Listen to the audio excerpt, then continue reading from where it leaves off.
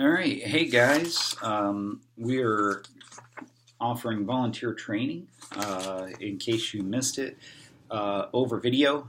Maybe you want to review some of the stuff that we went over. This will be kind of a crash course over everything that we covered at our last small group leader training. So if you want to go ahead and open it up, we're going to be talking about the acrostic leap. First thing that we need to look at is that the statistics don't lie. According to Barna research, only 37% of teens identify themselves with their faith. And that is really amazing that you ask teens and they don't identify themselves as Christians or Buddhists or what have you. They don't even think about it.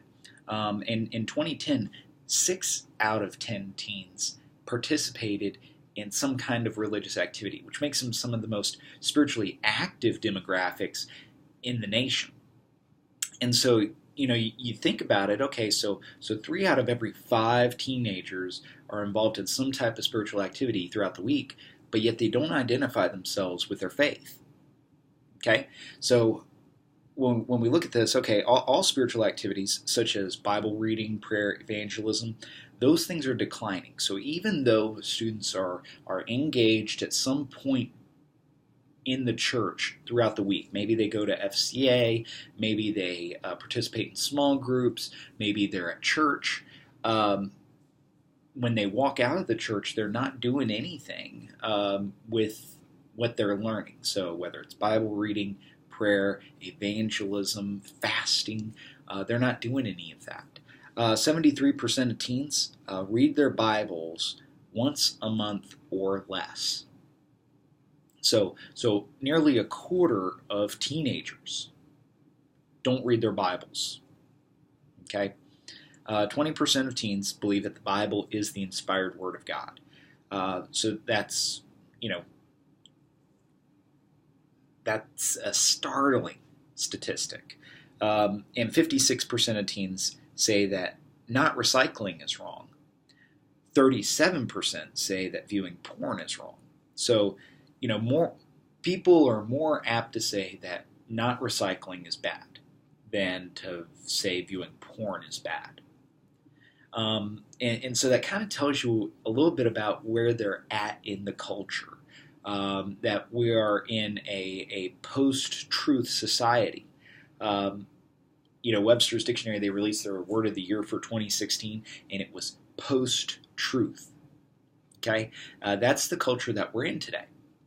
So let's look at this first section. There's this great book, and this is it right here. Got it in my office. It's called The Be With Factor. Okay, and what it is that Jesus, he was with his disciples for 3 years, and so that's why in our church, the small group that you're with, you're gonna grow with for the next however many years until they graduate. So if you got let's say the 11th grade girls, okay, I think that we've got divided up 10th through 12th grade. So you're going to be with that group until they graduate. If you've got a couple of knuckleheaded 7th grade boys, you're going to be with them until they graduate. And so you're kind of being a spiritual mentor to them. Okay, so let's look at this at this first verse, Philippians 4:9. It says, "What you have learned and received and heard and seen in me, practice these things, and the God of peace will be with you." So you see, we're okay with teaching people where they learn, okay, but we're not so great at expressing that in our own lives. It's easy to come in and to teach for an hour. It's not easy to have students be involved in your life. So, students, they have to be involved in your life if they're to receive and hear and see what's going on in your life. You know what I'm saying? And this is why, like Amber and I, we open up our home constantly, and we just say, come be a part of it, because for us, our mission as a married couple is to be an example of what it is to be a godly home, especially to those students who don't have that. So, how can students put into practice that which they have not seen? Okay, like think about that. How can they put that into practice? Because most families aren't modeling what it's like to be in a Christian home, right? And so my wife and I we're struggling with this as well because we weren't raised in a Christian home. We weren't raised in a godly home, and so we want our children to know what it's like to follow Jesus. But as a youth pastor and as a youth ministry leader, we need to figure out, okay, how do we do this to the students that are entrusted to us? So for me, we have to always identify the goal. And the goal is this. If we look in 2 Timothy 2:2, it says, "What you have heard from me in the presence of many witnesses, entrust to faithful men who will be able to teach others also." So this is, seeing spiritual replication in a third generation, okay, to see spiritual grandparenthood. Okay, not just spiritual parenthood where you're making disciples, but you're making disciples who make disciples. That's why, we've talked about that plenty of times in our youth ministry where we want to make disciples who make disciples. So we're going to use this acrostic leap, okay? The first word is loving, okay? L is loving. A good small group leader needs to be loving. 1 Corinthians 13, it tells us that everything that we do should be based and founded in what? Love. So I want you to think of 5 ways. Think of 5 ways that you can practically show that you love your students. All right? Take a few minutes and think about that and write them down.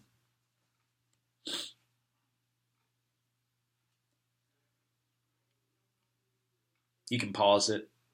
That way I don't have to sit here. Okay. So the next one, the next word is engaged. So you go from a loving leader, okay, is also an engaged leader, okay. If you're disconnected during small groups and you're completely disconnected throughout the week, what's going to happen is that's going to reflect on Wednesday nights, and you're going to be frustrated because your group isn't going anywhere. They're not growing, and they're not showing any maturity, and it's just going to be a headache, and it's not going to be a fruitful ministry because you're disengaged. In Malachi 3:16 it says, "Then those who feared the Lord spoke with one another. The Lord paid attention, and a book of remembrance was written before him of those who feared the Lord and esteemed his name." Okay, the Lord, he pays attention. He cares. He cares about the details. He cares about everything. And as small group leaders, we need to care about our students. Annalise, she turned 13 on November 29th or something like that. It was 2 days ago. Belle Simpson, she turns 13 today. That those are big events. Send a text message to them. Tell them that I'm so glad that I'm your small group leader. I thank God for you. Happy birthday. That's going to mean the world to them. And you know what? Next week, they're going to be more engaged because you were engaged in their life outside of the church walls. So here's 6 ways that you can try to engage with your students outside of the church wall. So the first and foremost is that you have to care about the person. Okay, you can't engage. Sure, you can feign it for an hour, but like I said, you're gonna be frustrated, and it's gonna lead to heartache, and you're gonna get burnout. You're gonna check out, and the students aren't going to connect with you. So care about the person. Secondly, smile and make eye contact. It's funny that you have to go over these things, but most students, they're not gonna look at you in the eye. That's just not how students, or most of them, are going to work. When they talk, they're going to talk like this. They're going to look around. Maybe they'll look when they're not talking, but when they look up, maybe if they're admitting something, they're going to want to see if if you're paying attention, okay? And if you're disconnected, that's going to show them that you don't care. Thirdly, ask questions, and ask open-ended questions, okay? If you ask a yes or no question, ask why. If you don't do that, then you're not going to get anywhere. You're not going to get to the hearts of issues, and so you're only going to get that far when you should be going about that far. So ask good questions. Ask open-ended questions. Press for more than a yes or no. That's number 4. Is press for more than a yes or no. If you ask someone, "Hey, how was your week?" It was good. Ask why it was good. If you say, "Have you been reading your Bible this week?" and they say no, say, "Well, why not?" I mean, get to the heart of the issue. "Well, I'm so busy." Well, why were you so busy? You know, and you keep pushing them. Let them know that you're going to challenge them every week in a loving way. Okay, a very common saying is that rules without relationships leads to rebellion. Okay, so build relationships, and then you can hold people accountable. Number 5, listen. Okay, listen to what they're saying. There was a student, just recently where I thought maybe she was having some health issues, and we weren't. I wasn't sure she was being upfront and honest about some of those things. So I read between the lines, talked to the parents, and she was having some health issues. And so, but the parent, they kind of said, please keep in contact with us. Let me know, because my daughter doesn't communicate with me. Please, if she's talking to you or your small group leader, let me know. The parents, they love their kids. And if we can do anything to assist parents, then that's going to be a win. Okay. 6. Okay. Attempt to relate. Okay. Just try to. Don't lie. Don't say, "Oh yeah, my family, they grew up with drugs around them." If you didn't, okay. But just try to relate. Okay. There's a great quote in this book. I think Angela took it. It's called Real Life Discipleship, but I think she borrowed it. But Jim Putman, he said this: discipleship requires real teaching and real learning. It requires conversation, modeling, encouragement, debriefing, and practice. A worship service can supplement the discipleship process, but it cannot create disciples alone. Discipleship demands intentionality and relationship. So we got to be intentional. We got to have a plan. And so, like right now we're laying the foundation, okay? We were talking about how we can make disciples, and then we'll come up with our plan for each student. But so a good leader is loving, a good leader is engaged, a good leader is also accountable. Okay, 1 Thessalonians 5:11, it says, "Therefore encourage one another and build one another up, just as you are doing." Okay, so ask each other, how's your Bible reading going? What are you praying about? Have you shared the gospel recently? Are you staying pure? Have you put yourself in any compromising situations? Ask some of those pointed questions, okay, and be open to being accountable for that. A couple of rules that we do need to go over real quick. The first one is don't ever be alone with a student of the opposite gender. Okay, just don't do it. Okay, if I had a girl come up to the youth room one day, and so right when she walked in, I walked out, and I said, if you want to talk, come with me real quick. And we went downstairs, open area, secretary can see. It protects me, and it will protect you. Don't ever be alone with a student of the opposite sex. And don't ever be alone with a student except under special circumstances, okay? I understand that a lot of you are lifelong friends. It's a small community. You've seen these students grow up through the ministry. Maybe you've got special permission from the parents. Okay, if a parent says it's okay, then I can't overrule a parent. I can't. But don't be an idiot. Okay, just don't be an idiot. That's I skipped a rule, but that's one. But another rule that we do need to go over is watch what you post on social media. I've only asked one small group leader ever to step out of small group ministry, and it's because she didn't watch what she was posting on social media. So just be careful of what you're posting. So a good small group leader is loving, is engaged, is accountable, and also prepared. A good small group leader is prepared. Proverbs 24:27 says, "Prepare your work outside.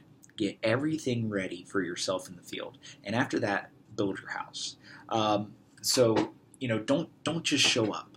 Okay, if you just show up, you're going to crash and burn. Okay, so you have to identify your win. You have to know what you're shooting for. You got to know that. This third point here is use the coaching principle. Okay, so coaches they get ready for game day the week before. You know what I'm saying?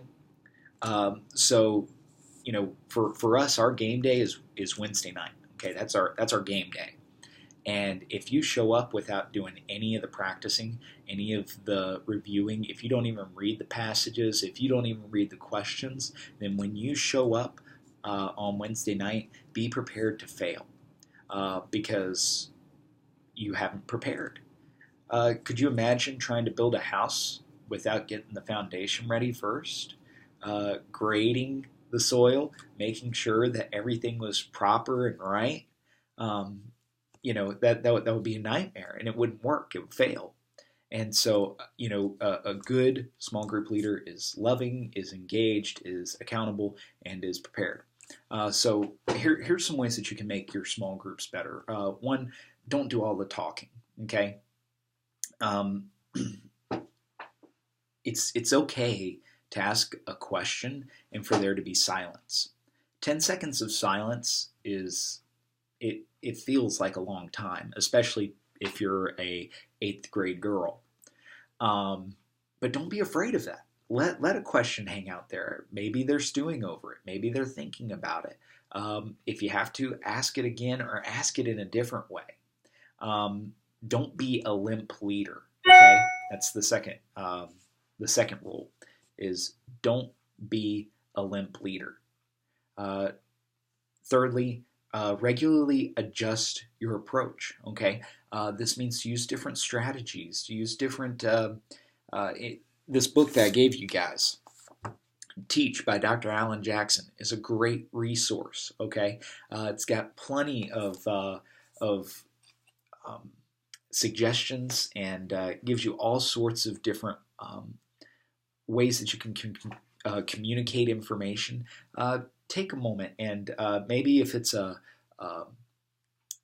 like if we're going over Exodus, okay, and there's a big dialogue part between Pharaoh and Moses, have the students read the parts and act it out.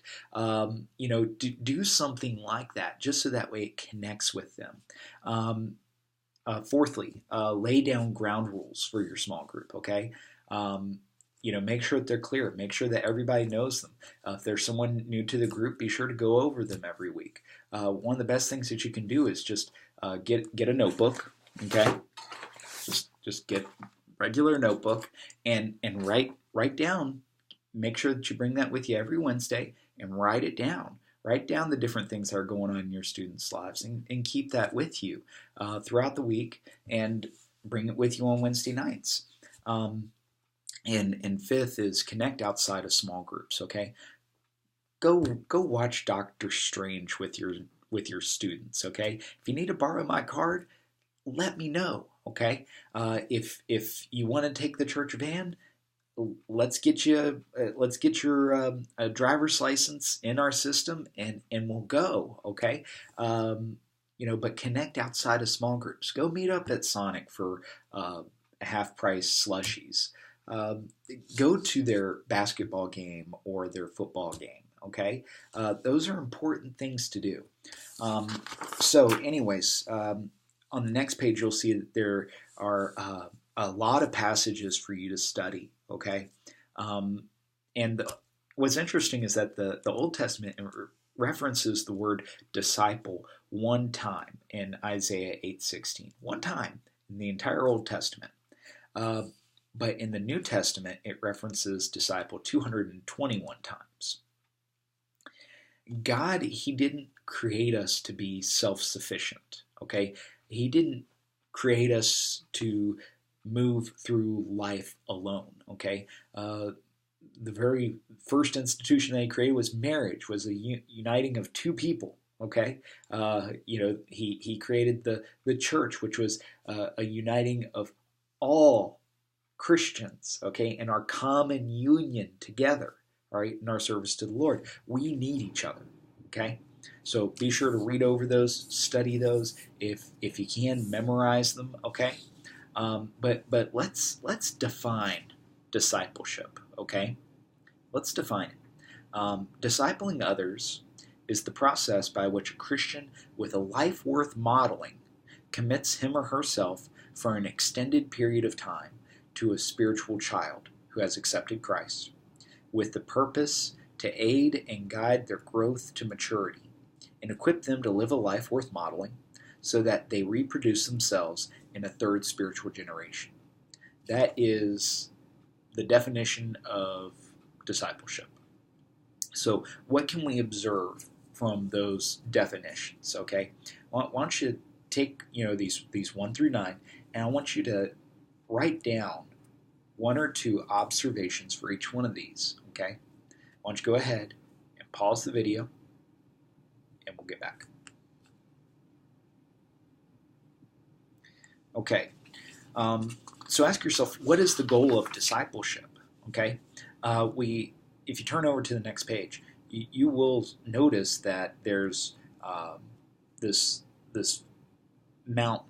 Okay, and at the bottom of the mountain is spiritual infancy. Okay, that is where someone becomes a new believer, all right, a new creation. Before we become spiritual infants, we are dead in our trespasses and sins. So, spiritual infancy, very bottom of the hill, and we have to lovingly guide them. So you might have some ninth grade girls. Some of them are super strong. They know the Lord. They love the Lord. They're growing in their walk, and some of them, they're just kind of around just to look at cute boys and just get out of the house. Okay, you're going to have students that don't know Jesus in your small groups, and you're going to have students who really love Jesus in your small groups. So it's going to be hard to kind of figure out where they're at, but our goal is to shepherd the heart. Okay, that's our goal. Our goal is to make disciples who make disciples, and it all starts with the spiritual infant. Okay, and they move up to spiritual childhood. Okay, hopefully they are here. If they've gone through Awana, obviously before that they've received Christ as their Savior. Hopefully they at least know how to navigate the Bible. And then there's maturity. And what does maturity look like? Hopefully maturity looks like our small group leaders. Hopefully there are people who are who love the Lord, who are serving the Lord, who are walking with the Lord, who have a daily quiet time, who are practicing spiritual disciplines, who are maybe doing something crazy, reckless for the glory of God. Okay, that is maturity, and then all the way up to Christ-likeness, which is that ongoing process of sanctification. Now, all of this is sanctification, but in the Ordo Salutis, it's glorification, which is when we become literally Christ-like and completely pure, which only happens after death, when our sinful nature is put to death and all that's left is Christ in us. So there's a nice list here of different books that you can read. Real Life Discipleship by Jim Putman, Conversion and Discipleship, great book by Bill Hull. Small Group Ministry for the 21st Century, which is right here. Tell that, I use my books. The Be With Factor, which you've already seen. Transformational Discipleship, right there. Okay, so these are all really great reads, and they're available to you if you ever want to pick one of them up. Just let me know. Anyways, if you've got any questions, feel free to call me, email me. The next dates for small group leader training is January 13th at 6 p.m.